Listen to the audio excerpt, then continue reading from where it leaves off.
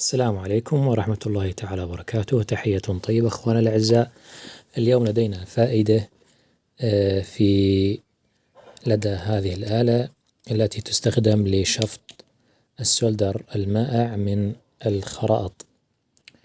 يعني هذه الخرائط لما يكون السولدر مائع توضع بهذا الشكل، ثم يتم شفط السولدر لسهولة خروج الأدوات. لكن عادة ما يتضرر هذا الرأس الذي ترونه أمامكم بسبب الحرارة.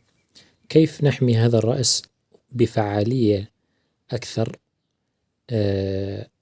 ودوام حياتها بشكل أكبر؟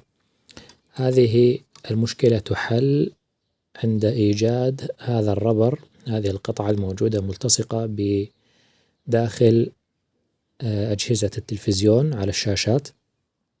يتم قطع هذا الجزء والاستفادة من هذا الجزء هنا. سنرى الآن ونقوم بقطعها بآلة الشفرة الحادة بهذا الحد تقريبا، ثم بعد ذلك نبدأ. الآن قطعت بشكل ممتاز كما هو موضح.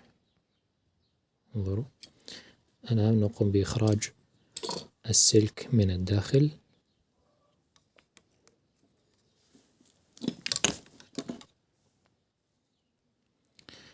والآن أخرجنا السلك، بقيت هذه الأداة لوحدها، نقوم بإدخالها هنا بهذا الشكل. انظروا، وكأنها صنعت خصيصا لها. آلة رائعة وممتازة جدا، تسهل عمليات اللحام وفك اللحام الإلكتروني. نسأل الله عز وجل النفع والسداد لنا ولكم. كان معكم وسيم البروفيسور، والسلام عليكم ورحمة الله وبركاته.